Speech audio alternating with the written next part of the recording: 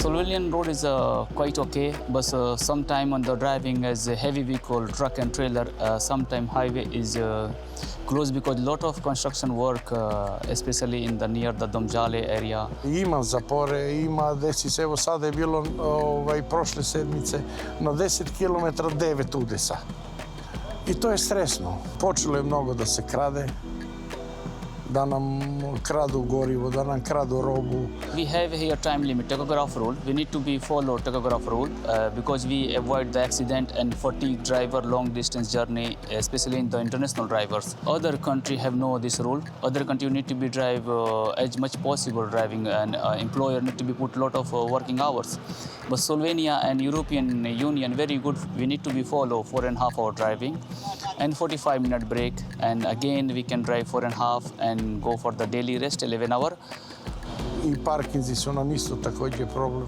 Nekada ne možeš da izvezeš celu vožnju, da izvezeš svoj pojmaš sve, jer moraš da staneš ranije, ako ne staneš, nemaš parking. Otroke v vrtcih učijo, da se morajo prepričati, preden stopijo na cesto. Gledaš pa odrasle ljudi, ti pa enostavno stop na cesto. In to se mi ne zdi prav, da imajo pešci recimo 100% prav na prehod za pešce. Mogo že daj tudi kar fajn bremzati.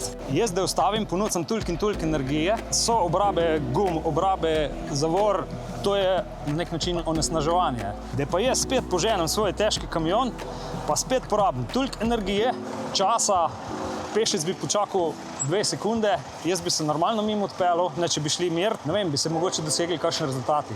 Obstaja pa še en razlog, zakaj bi mi kot družba morali biti bolj videvni do tovornjakarjev. Veliko je infrastrukturi, ki jo je potrebno izboljšati, vendar tudi mi kot sami vozniki lahko naredimo veliko, da ne povzročamo dodatnega stresa prevoznikom.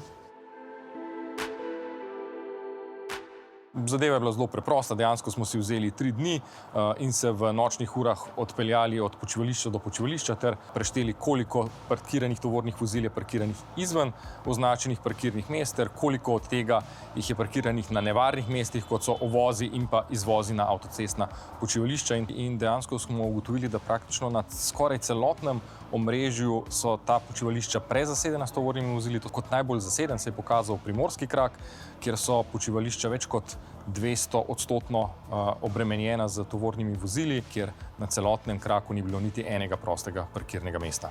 Imate morda kakšen predlog za rešitev, kako bi se dalo k temu problemu pristopiti? Prvo kot prvo, definitivno lahko ugotavljamo, da je pomanjkanje nekje od 200 do 500, 600 parkirnih mest, ki bi jih bilo treba zgraditi na slovenskem avtocestnem omrežju. Poleg tega smo ugotovili, da na malih počivališčih, kjer je trenutno po prenovi prepovedano parkiranje za tovorna vozila, v nočnem času dejansko tam ni parkiranih osebnih vozil, večina teh počivališč je bila popolno prazna, tako da lahko bi izven turistične sezone ali pa v nočnem času sprostili to omejitev, da se tovorna vozila lahko parkirajo tudi na teh počivališčih. Poleg tega smo ugotovili tudi, da večina avtocestnih počivališč ne omogoča krožne vožnje. To pomeni, da tam, kjer imamo več vrst za namenjenih parkiranju tovornih vozil, vozniki, ko enkrat zapeljejo v eno vrsto, ne morejo več zapeljati v drugo, če so morda tam prosta mesta. In pa tudi skoraj vsa avtocestna počivališča so načrtovana tako, da so tovorna vozila, ko so parkirana, usmerjena proti avtocesti, kar pomeni, da v kabino tovornjakov prihaja dosti več hrupa, kot bi ga, če bi bila obrnjena v nasprotno smer, to se pravi, da bi bili obrnjeni stran od avtoceste.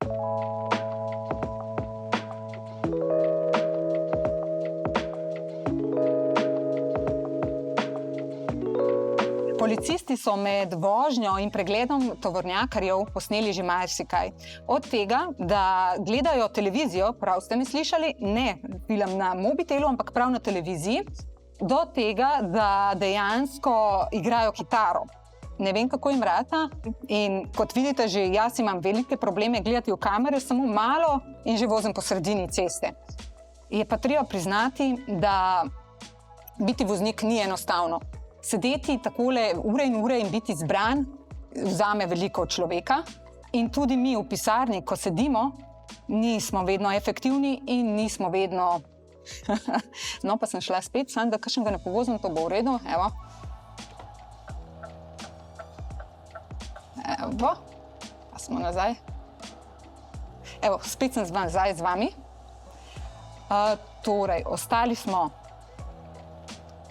Čak, zdaj sem se res zgubila. Jaz bom ograjo pojedla.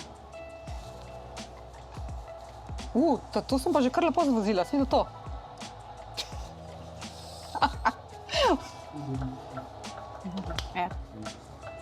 Kaj sem zdaj naredila?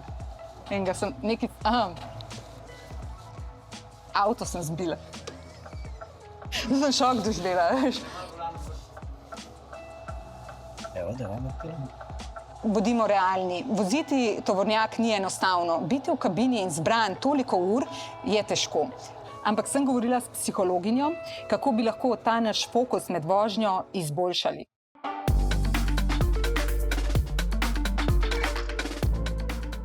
Že ena taka stvar je, da probamo malo kakšno tehniko čuječnosti, ki lahko tudi v vozilu naredimo. Recimo, da se najprej osredotočimo na 5 stvari, ki jih vidimo v okolici, se pravi, med tem tudi lahko vozimo, da probamo res biti osredotočeni na cesto in kjer je unih 5 stvari, ki jih vidimo. Potem se osredotočimo na občutke, se pravi, kaj zdaj čutim, recimo sedež pod sabo, roke na volanu. Potem se lahko na 3 stvari, ki jih slišim, da probamo, kateri zvoki so zdaj, ne vem, mašina, drugi avti na cesti, da vidimo, kateri zvoki so tam. Potem se osredotočam na 2 stvari, ki jih vonjam. To je res taka stvar, ki jo lahko v bistvu v vseh okoljih narediš. Se še enkrat vrnemo na Vransko. Tja se je pripeljala tudi naša ministrica in na praktičen način spoznala tegobe naših šoferjev. Usedla se je v električni tovornjak.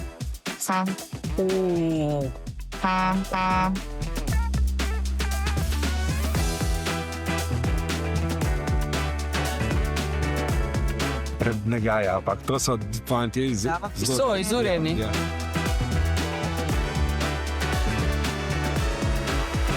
Skratka, oni zelo sigurno tudi nas se pazijo, da če slučajno bi jaz kaj naredila... Lejte ga. Ja, vidim, sej. Samo, lejte, ni dosti prišel bliz, tukaj nam Če ne bi piskali. Tako.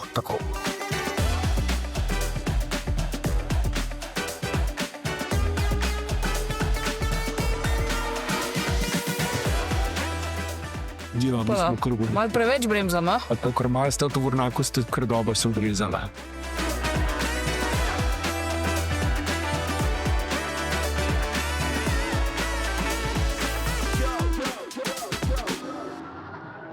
Lani sem se lahko, ko sem hodila po dogodkih tudi po Evropi, pohvalila, da je lansko leto najboljše, ko govorimo o varnosti v cestnem prometu. Zdaj pa ob enaki zakonodaji, ob enaki, na marsikaterem odseku celo boljši cestni prometni infrastrukturi, varnost slabša. Razlog ni v poklicnih voznikih, razlog je pravzaprav v motoristih. Tako da mi iščemo rešitve in prav zdaj imamo na mizi predlog, da se starost uporabe lahkih motornih vozil, skiroji, manjši motori, skuteri, da se starost njihove uporabe dvigne na 15 let. V lanskem letu, v celem letu je izgubilo življenje na naših cestah 5 poklicnih voznikov. Z današnjim dogodkom jih želimo na to opozoriti, se pravi, so sicer res med najbolj varnimi vozniki na naših cestah, kadar pa se zgodi prometna nesreča, v kateri je udeleženo tovorno vozilo oziroma gospodarsko vozilo, so pa običajno posledice zelo hude. Če se spomnimo, 30. julija letos se je zgodila najhujša nesreča na naših avtocestah, v katerih je umrlo 5 Ukrajink. Voznik najbrž ni bil dovolj spočit, utrujen, lahko da je prometni nesreči botrovala tudi kakšna distrakcija. To je bil kombi, a ne? Ja, kombi, ja. Danes tukaj sicer kombijev ni dostavnikov, a pa boste tudi kaj v prihodnosti glede tega pripravili? Ja, glede na to, da se promet pri nas precej gosti in je na cestah tudi precej poklicnih voznikov, ki vozijo kombije, tako kot ste omenili, moramo v prihodnje precej pozornosti nameniti tudi njim, kajti oni so tisti, ki so res zelo pogosto in zelo dolgo na naših cestah in kot sem že rekla, lahko povzročijo hudo prometno nesrečo. Recimo, če gledamo prevoznike, kot so GoOpti in podobne, vozijo s seboj veliko oseb in si ne želimo, da bi se taka nesreča še kdaj ponovila na naših cestah, zato bomo vse svoje sile usmerili tudi v to.